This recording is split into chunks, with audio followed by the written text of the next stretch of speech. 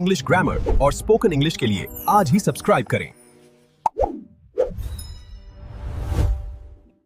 मतलब जब हम स्कूल में होते हैं तो लगता है कि ग्रामर या व्याकरण सीखना एकदम गणित के फॉर्मूले रटने जैसा है। हाँ, एकदम सटीक और नियमों से बंधा हुआ, जहाँ सब कुछ ब्लैक एंड व्हाइट होता है। बिल्कुल, मतलब जैसे कोई एक्सरे रिपोर्ट हो, हड्डी टूटी है या नहीं टूटी है, बस सब साफ साफ दिख रहा है। सही कहा। हमें बस यही लगता है कि भाषा तो अपनी बात कहने का एक सीधा और नीरस सा माध्यम है ना? मतलब सही टेंस चुन लिया और बस हमारा काम खत्म। लेकिन मैं सोच रही थी कि क्या कभी इस बात पे गौर किया गया है कि सिर्फ एक गलत शब्द चुनने से क्या हो सकता है? बहुत कुछ हो सकता है। एक छोटी सी हेरफेर किसी अच्छे खासे रिश्ते में दरार भी डाल सकती है। अरे बाप रे, मतलब क्या हो अगर कोई व्यक्ति अनजाने में सिर्फ एक ग्रामर की गलती की वजह से अपने सबसे अच्छे दोस्त को ही धमकी दे दे? ये सुनने में अजीब लग सकता है, लेकिन ये एक बहुत ही डरावना और बिल्कुल सच परिदृश्य है। सच में? मतलब सिर्फ एक शब्द से? बिल्कुल। देखिए, ये सोचना बहुत आरामदायक होता है कि भाषा सिर्फ संवाद का एक सीधा साधन है। हम चीजों को सही या गलत के खानों में बांटना पसंद करते हैं। वो एक्सरे रिपोर्ट की तरह। एकदम सही। लेकिन असलियत ये है कि जब हम भाषा के मनोवैज्ञानिक और भावनात्मक पहलुओं में कदम रखते हैं ना, तो वो साफ सुथरी एक्सरे मशीन काम करना बंद कर देती है। अच्छा, तो फिर हम कहाँ पहुंच जाते हैं? हम एक ऐसे सामाजिक माइनफील्ड में पहुंच जाते हैं जो बेहद जटिल है। और आज के हमारे इस गहन विश्लेषण का आधार कुछ ऐसे ही स्रोत हैं जो रोजमर्रा के अंग्रेजी वाक्यांशों की चीरफाड़ करते हैं। मतलब ये स्रोत हमें बताते हैं कि हम कहाँ गलतियां कर रहे हैं। हाँ, ये दिखाते हैं कि भाषा में क्या कहा गया है इससे कहीं ज्यादा खतरनाक है कि उसे क्यों और किस संदर्भ में कहा गया है। बिल्कुल। और आज की हमारी इस चर्चा का पूरा फोकस इसी बात पर है कि कैसे छोटे छोटे मासूम से दिखने वाले अंग्रेजी के वाक्यांश असल में भावनाओं और चेतावनियों को व्यक्त करने के शक्तिशाली टूल हैं। और एक खास तरह की तात्कालिकता भी, जिसे हम अर्जेंसी कहते हैं। हाँ, अर्जेंसी सही शब्द है। हम अक्सर बिना सोचे समझे कुछ शब्दों का इस्तेमाल कर लेते हैं, लेकिन उनके भीतर एक पूरा मनोवैज्ञानिक युद्ध चल रहा होता है। तो शुरुआत कहाँ से करें? एक बहुत ही आम वाक्यांश से करते हैं जिसे हम सब ने अनगिनत बार सुना है, हैड बेटर। ओहो, हैड बेटर, ये तो क्लासिक है ना? मतलब ऊपर से देखने पर I had better do something एक बहुत ही साधारण दोस्त की तरह दी गई सलाह लगती है, जैसे कोई कह रहा हो कि ये काम कर लेना अच्छा रहेगा। बिल्कुल, एक हल्की सी टिप। लेकिन जो स्रोत हमारे सामने है वे इस वाक्यांश का एक बिल्कुल ही अलग और थोड़ा डार्क पहलू सामने रखते हैं। हाँ, क्योंकि अगर हम ग्रामर की गहराइयों में जाएं तो हैड बेटर कोई दोस्ताना सलाह है ही नहीं, इसकी प्रकृति ही पूरी तरह से अलग है। तो फिर ये असल में है क्या? इसका सीधा सा अर्थ ये है कि कोई काम करना उचित तो है, लेकिन सबसे अहम बात जो इसके पीछे छिपी है वो ये है कि अगर वो काम नहीं किया गया तो कोई समस्या खड़ी हो जाएगी। मतलब कोई स्पष्ट खतरा पैदा होगा। बिल्कुल। ये केवल एक अच्छा विचार नहीं है, ये एक सख्त आवश्यकता है जिसके साथ एक बहुत ही ठोस परिणाम जुड़ा हुआ है, जिसे हम कॉन्सिक्वेंस कहते हैं। मतलब इसके अंदर एक अदृश्य वरना छिपा हुआ है। एकदम सही, कर लो वरना। स्रोत में जो उदाहरण दिए गए हैं वे इस बात को बहुत स्पष्ट रूप से उभारते हैं। जैसे वो मीटिंग वाला उदाहरण। हाँ, मान लीजिए कोई कहता है मुझे 10 मिनट में किसी से मिलना है, I'd better go now or I'll be late। और एक और उदाहरण भी था स्रोत में, We'd better stop for petrol soon, the tank is almost empty। बिल्कुल। अब देखिए, इन दोनों ही स्थितियों में एक बहुत ही स्पष्ट और तात्कालिक खतरा मंडरा रहा है। सही बात है। अगर व्यक्ति अभी नहीं निकला तो वो मीटिंग के लिए लेट हो जाएगा, जो कि एक नुकसान है। और अगर उन्होंने पेट्रोल नहीं भरवाया तो गाड़ी बीच सुनसान रास्ते में बंद पड़ जाएगी। कोई विकल्प नहीं है। मतलब ये कोई ऐसी स्थिति नहीं है जहां आप आराम से बैठकर सोच सकें कि चलो थोड़ी देर में देखते हैं। बिल्कुल नहीं। पता है, इस पेट्रोल वाले उदाहरण से मेरे दिमाग में एक बहुत ही स्पष्ट तस्वीर बन रही है। कैसी तस्वीर? मतलब हैड बेटर का इस्तेमाल बिल्कुल किसी कार के डैशबोर्ड पर अचानक से जलने वाली उस लो फ्यूल वार्निंग लाइट की तरह है। अरे वाह, ये बहुत ही शानदार तुलना है ना? जब रात के अंधेरे में हाईवे पर वो लाल बत्ती ब्लिंक करने लगती है तो वो कार आपको कोई प्यारा सा सुझाव नहीं दे रही होती कि शायद अगले पेट्रोल पंप पर रुकना अच्छा रहेगा, वहां के स्नैक्स बहुत मशहूर हैं। हाँ, बिल्कुल नहीं। वो लाइट आपके अंदर एक पैनिक पैदा करती है, एक सख्त चेतावनी दे रही होती है। हाँ, कि अगर अभी गाड़ी नहीं रोकी तो सफर यहीं खत्म है। तो हम कह सकते हैं कि हैड बेटर भाषा की वही लाल बत्ती है। यह तुलना इसके असली काम को बेहतरीन तरीके से समझाती है। डैशबोर्ड की वो लाइट विकल्प खत्म कर देती है, वो सिर्फ एक आने वाले परिणाम की घोषणा करती है। और इसी खतरे की वजह से हैड बेटर इतना प्रभावशाली बन जाता है। बिल्कुल। और इस वाक्यांश का अपना एक अलग ही मनोविज्ञान है। अगर हम इसके व्याकरणिक ढांचे को थोड़ा करीब से देखें तो एक और दिलचस्प बात सामने आती है। वो क्या? बोलचाल की अंग्रेजी में लोग शायद ही कभी से पूरा बोलते हैं, कोई आराम से आइड हैड बेटर नहीं कहता। अरे हाँ, इसे हमेशा सिकोड़कर इस्तेमाल किया जाता है, आइड बेटर या यूड बेटर। जैसे किसी के पास पूरा वाक्य बोलने का समय ना हो, अर्जेंसी इतनी ज्यादा है कि शब्दों को भी छोटा कर दिया गया। और इसके नकारात्मक रूप में भी यही बात झलकती है ना, आइड बेटर नॉट। हाँ, स्रोत में एक उदाहरण है, अगर कोई इंसान बीमार लग रहा है और उसे कहा जाए you don't look very well, you'd better not go to work today. तो यहाँ भी वो छिपा हुआ परिणाम यही है कि अगर वो व्यक्ति काम पर गया तो शायद वो बेहोश हो जाए या उसकी तबीयत बिगड़ जाए। बिल्कुल, भाषा किस तरह से इंसान के दिमाग के साथ खेलती है, ये उसका एक बड़ा उदाहरण है। लेकिन यहाँ जो बात सबसे ज्यादा हैरान करने वाली है वो है समय का विरोधाभास। समय का विरोधाभास मतलब टाइम पैराडॉक्स? हाँ, व्याकरण का वह हिस्सा जो हमारे तर्क को चुनौती देता है। जरा इस पर गौर कीजिए कि इस वाक्यांश में हैड शब्द का इस्तेमाल किया जा रहा है। हैड स्पष्ट रूप से भूतकाल या पास्ट टेंस का शब्द है, लेकिन जब हम हैड बेटर बोलते हैं तो उसका जो अर्थ और प्रभाव निकल कर आता है वो हमेशा वर्तमान या भविष्य के लिए होता है। अरे एक मिनट रुको, ये सच में दिमाग को उलझा देने वाली बात है ना? हम कहते हैं आइड बेटर गो नाउ, जिसका मतलब है मुझे अभी जाना चाहिए, या आइड बेटर गो टुमारो यानी मुझे कल जाना चाहिए। बिल्कुल, कोई ये तो नहीं कह सकता कि आइड बेटर गो यस्टरडे। तो फिर व्याकरण अतीत के एक शब्द का इस्तेमाल करके भविष्य की चेतावनी क्यों दे रहा है? ये तो भाषा का कोई अजीब सा टाइम ट्रैवल हो गया। यही वो बिंदु है जहां भाषा विज्ञान और मनोविज्ञान आपस में मिलते हैं।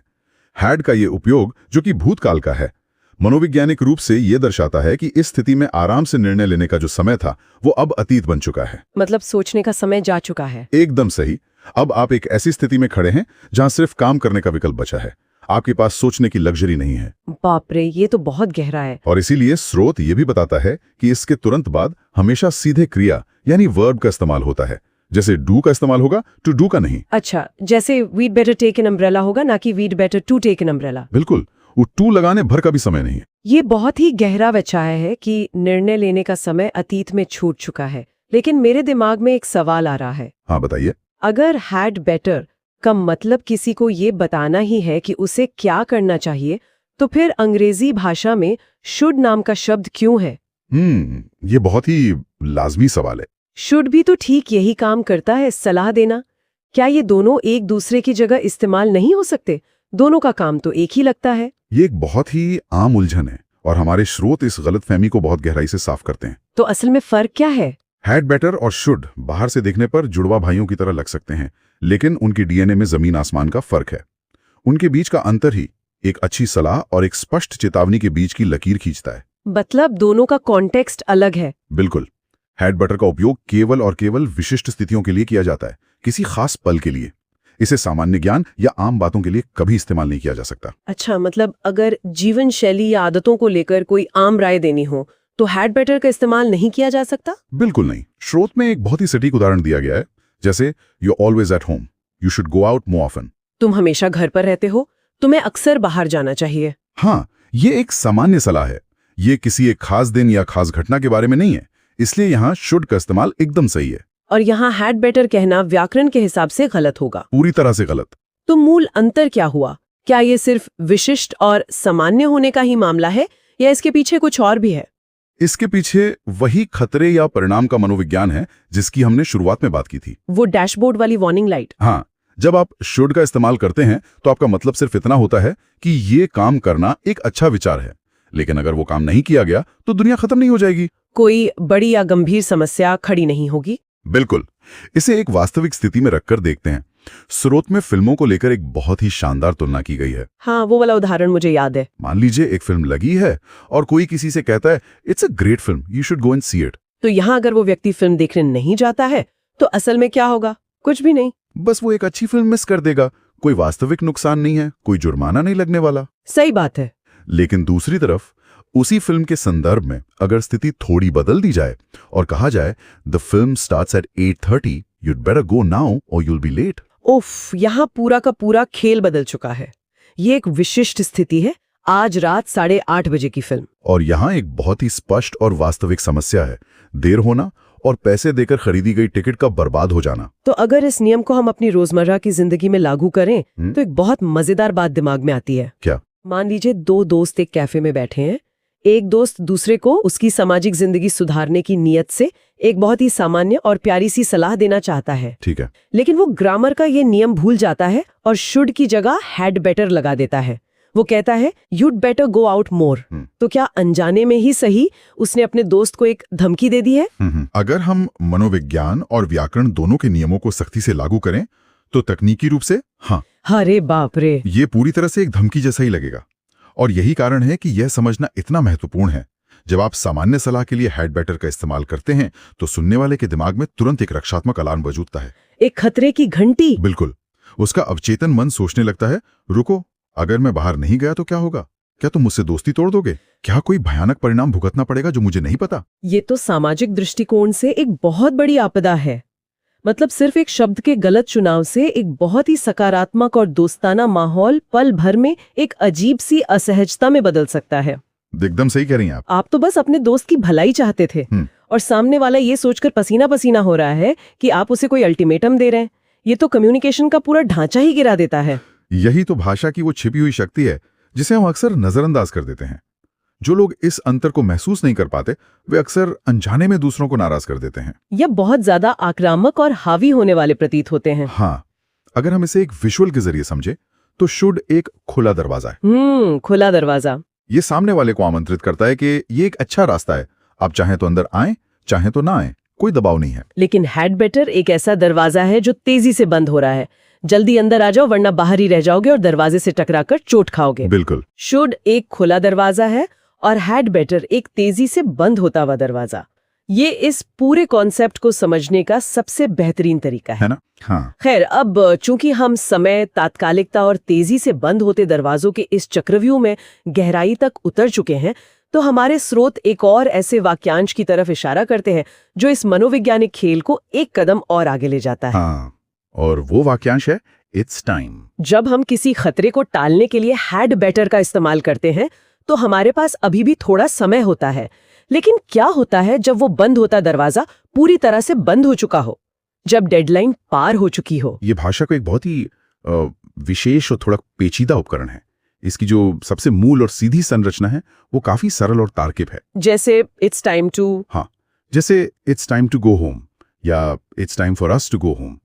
इसमें कोई छिपा हुआ अर्थ नहीं है, ये सिर्फ एक तथ्य बता रहा है कि एक निश्चित कार्य करने का समय आ गया है। कुछ बिल्कुल गणित की तरह सीधा लगता है। हाँ, लेकिन स्रोत हमें एक दूसरी संरचना की तरफ ले जाते हैं जो भाषा के सारे तार्किक नियम तोड़ती हुई नजर आती है। उफ, वो अजीब वाली संरचना जहां हम अक्सर लोगों को कहते सुनते हैं it's time we went home. रुको, क्या वेंट? बिल्कुल, यही वो जगह है जहां समय का एक बहुत बड़ा मायाजाल या इल्यूजन बुना जाता है। इस दूसरी संरचना में स्पष्ट रूप से भूतकाल यानी पास्ट टेंस का इस्तेमाल किया जा रहा है, जैसे वेंट, गॉट अप या डिड। हाँ, लेकिन जो अर्थ निकल रहा है वो पूरी तरह से वर्तमान क्षण के लिए है। इसका अतीत से कोई लेना देना नहीं है। स्रोत में दिए गए उस क्लासिक उदाहरण को उठाते हैं, it's 10 o'clock and he's still in bed. It's time he got up. सुबह के 10 बज चुके हैं और वो इंसान अभी भी बिस्तर में है। ये समय है कि वो गॉट अप। हम यहाँ गेट्स अप नहीं कह रहे हैं जो कि वर्तमान काल है, हम गॉट अप कह रहे हैं। किसी वर्तमान स्थिति की आलोचना करने के लिए भूतकाल का सहारा क्यों लिया जा रहा है? ये सोचने वाली बात है। क्या ये ग्रामर का अपना कोई ताना मारने का या सार्केज्म दिखाने का तरीका है? मतलब एक तरह का सार्कास्टिक स्लो क्लैप। हाँ, ये बहुत ही शानदार विश्लेषण है। अगर हम इसके पीछे के मानवीय व्यवहार को समझें तो सार्काज्म या ताना हमेशा एक कॉन्ट्रास्ट या विरोधाभास से पैदा होता है। जो होना चाहिए था और जो असल में हो रहा है उसके बीच का अंतर। बिल्कुल। भूतकाल का ये उपयोग असल में एक बहुत ही विशिष्ट झुंझलाहट को दर्शाता है। अच्छा। जब कोई कहता है it's time you did something तो वो व्याकरण के जरिए ये बता रहा है कि इस काम को शुरू करने का जो आदर्श समय था वो अब अतीत बन चुका है। वो ट्रेन स्टेशन से छूट चुकी है। अरे बाप रे, ये तो बहुत ही मारक है। मतलब भूतकाल का इस्तेमाल करके बोलने वाला असल में ये कह रहा है कि हम वर्तमान में खड़े हैं लेकिन तुम्हें ये काम बहुत पहले ही शुरू कर देना चाहिए था। हाँ, तुम लेट हो और मैं खुश नहीं हूं। क्या बात है। ये जो दूरी है उस बीत चुके आदर्श समय और इस निराशाजनक वर्तमान के बीच की, यही वो जगह है जहां से सारी शिकायत, ताना या आलोचना पैदा होती है। ये सिर्फ एक याद दिलाने वाला अलार्म नहीं है, ये एक स्पष्ट शिकायत है। मतलब बोलने वाला फ्रस्ट्रेट हो चुका है। हाँ, इसका मतलब है मैं फ्रस्ट्रेट हो चुका हूं क्योंकि तुमने अभी तक ये काम क्यों नहीं किया। तो जब कोई थका हुआ माता पिता रात के 11 बजे कहता है it's time the children were in bed, तो वे सिर्फ दीवार पर टंगी घड़ी का समय नहीं बता रहे हैं। बिल्कुल नहीं। वे असल में अपनी पूरी दिन भर की थकान और झुंझुलाहट व्यक्त कर रहे हैं कि बच्चे अभी तक सोए क्यों नहीं हैं, उन्हें तो 1 घंटे पहले ही बिस्तर में होना चाहिए था। एकदम सही। व्याकरण यहाँ सिर्फ समय नहीं बता रहा, वो एक माता पिता का दर्द बयां कर रहा है। और भाषा इस दर्द या झुंझुलाहट को और भी ज्यादा तीखा करने के औजार भी तो देती है ना। हाँ, स्रोत एक बहुत ही कड़े शब्दों वाला उदाहरण देता है जो इसके भावनात्मक वजन को साफ दिखाता है। You're very selfish. It's time you realize that you're not the most important person in the world. तुम बहुत स्वार्थी हो। ये समय है कि तुमने महसूस किया कि तुम दुनिया के सबसे महत्वपूर्ण इंसान नहीं हो। यहाँ रियलाइज नहीं, रियलाइज्ड है। ये कोई थेरेपी सेशन की सलाह नहीं है, ये किसी के व्यक्तित्व पर एक सीधा और कठोर हमला है। उफ, ये तो सच में बहुत तीखा है। लेकिन इंसानी भावनाएं तो कई बार इससे भी आगे निकल जाती हैं। बिल्कुल। जब कोई व्यक्ति बिल्कुल अपने सब्र के टूटने की कगार पर हो, जब वो फ्रस्ट्रेशन के चरम पर हो, तो क्या भाषा के पास इस आलोचना को और भी ज्यादा आक्रामक बनाने का कोई तरीका है? बिल्कुल है। भाषा हमेशा इंसानी जज्बातों के साथ कदम मिलाकर चलती है। स्रोत बताता है कि अगर इट्स टाइम के बीच में सिर्फ एक छोटा सा शब्द अबाउट जोड़ दिया जाए तो ये पूरी स्थिति को एक विस्फोट में बदल देता है। It's about time. हाँ, इट्स अबाउट टाइम। ओहो, इट्स अबाउट टाइम ये वाक्यांश तो जैसे किसी प्रेशर कुकर की सीटी फटने जैसा है। एकदम सही कहा। स्रोत में एक बहुत ही मजेदार और जाना पहचाना सा उदाहरण भी था। Jack is a great talker, but it's about time he did something instead of just talking. Jack बातें तो बहुत बड़ी बड़ी करता है, लेकिन अब समय आ गया है कि वो सिर्फ बातें करने के बजाय कुछ करे भी। यहाँ अबाउट जुड़ते ही ऐसा लगता है जैसे बोलने वाले ने अब हार मान ली है और उसका सब्र पूरी तरह से जवाब दे चुका है। सही कहा। इट्स अबाउट टाइम का असल मनोवैज्ञानिक अर्थ यही है कि मैं इस बात का इंतजार करते करते पूरी तरह से थक चुका हूँ, मेरी सहन शक्ति अब खत्म हो चुकी है। बाप रे। ये वाक्यांश एक ही झटके में आपकी शिकायत, आपकी कड़ी आलोचना और उस काम को करने की चरम तात्कालिकता, इन तीनों भावनाओं को एक साथ व्यक्त कर देता है। ये किसी भी व्यक्ति को ये बताने का सबसे प्रभावी तरीका है कि वे उम्मीदों पर बिल्कुल खरे नहीं उतरे हैं। बिल्कुल। तो इस पूरी चर्चा को अगर हम एक धागे में पिरोएं तो आज के इस गहन विश्लेषण ने व्याकरण को देखने का नजरिया ही बदल दिया है। पूरी तरह से। शुरुआत में जो बात उठी थी कि ग्रामर कोई एक्सरे रिपोर्ट या गणित का सीधा साधा फॉर्मूला नहीं है, वो बात 100% सच साबित होती है। हाँ, छोटे छोटे शब्द और टेंस के नियम जिन्हें हम अक्सर ये सोचकर नजरअंदाज कर देते हैं कि इससे क्या ही फर्क पड़ता है, वे असल में बहुत गहरे हैं। वे मानव व्यवहार, भावनाओं की गहराई, छिपी हुई चेतावनियां और दबी हुई झुंझलाहट को व्यक्त करने के बेहद जटिल टूल हैं। भाषा सिर्फ जानकारी का लेन देन नहीं करती, वो हमारे आपसी रिश्तों को, हमारे समाज को आकार देती है। सही बात है। ये जानना कि कब शुड वाले खुले दरवाजे का इस्तेमाल करना है और कब हैड बेटर की चेतावनी देनी है, या कैसे भूतकाल का सहारा लेकर इट्स टाइम कहकर अपनी नाराजगी जतानी है, ये सब इंसानी मनोविज्ञान को समझने का एक बहुत बड़ा हिस्सा है। मतलब व्याकरण सिर्फ सही या गलत अंग्रेजी बोलने की परीक्षा नहीं है, ये सही भावनात्मक प्रभाव डालने की कला है। और सबसे बड़ी बात, अनजाने में गलत प्रभाव डालने से बचने की कला है। जो इस पूरी चर्चा को एक बहुत ही महत्वपूर्ण और सोचने पर मजबूर कर देने वाले मुकाम पर लाकर खड़ा कर देता है। बिल्कुल। आज के इस विस्तृत विश्लेषण के बाद अगर हम इन व्याकरणिक नियमों को अपनी रोजमर्रा की जिंदगी के कैनवस पर रखकर देखें तो एक बहुत ही गहरा सवाल उठता है। कैसा सवाल? चाहे वो दफ्तर की कोई तनावपूर्ण मीटिंग हो, दोस्तों के साथ कॉफी पर हो रही बातचीत हो, या परिवार के साथ बिताया जा रहा समय हो। हाँ, तो इंसान कितनी बार सिर्फ इसलिए गलतफहमी का शिकार हो जाता है क्योंकि उसने अनजाने में भाषा के किसी ऐसे ढांचे का इस्तेमाल कर लिया जिसमें खतरा या आलोचना छिपी थी। अरे सच में, ये तो आत्ममंथन करने वाली बात है। अक्सर हम सोचते हैं कि सामने वाला बिना बात के बुरा मान गया, लेकिन शायद गलती हमारे शब्दों के चुनाव में होती है। क्या ऐसा हो सकता है कि हमारे बहुत से आपसी झगड़ों की जड़ हमारे असल इरादों में या हमारी नीयत में नहीं, बल्कि हमारी चुनी हुई ग्रामर में है? मतलब किसी ने सोचा कि वो सिर्फ भलाई के लिए एक सुझाव दे रहा है, लेकिन उसके व्याकरण ने उसे एक अल्टीमेटम या ताने में बदल दिया। बिल्कुल। ये एक ऐसी चीज है जिस पर लोगों को अपने संवाद के तरीके का आत्मनिरीक्षण करते समय जरूर ध्यान देना चाहिए। तो ये बात हमेशा ध्यान में रखने वाली है कि हमारे मुंह से निकले शब्द सिर्फ हवा में तैरने वाली ध्वनियां नहीं है। वे गाड़ी के डैशबोर्ड की वार्निंग लाइट हो सकती हैं या फिर कोई बंद होता हुआ दरवाजा। ये हमेशा सोचना चाहिए कि क्या सच में हैड बेटर की चेतावनी देनी है या सिर्फ शुड का दोस्ताना सुझाव काफी है, क्योंकि चुनाव हमेशा हमारा होता है और रिश्ते पर पड़ने वाला प्रभाव भी उसी चुनाव से तय होता है। एकदम सही। खैर, आज की इस चर्चा से बहुत कुछ सोचने को मिला है, तो सुनने के लिए शुक्रिया और हम मिलेंगे अगले विस्तृत विश्लेषण में।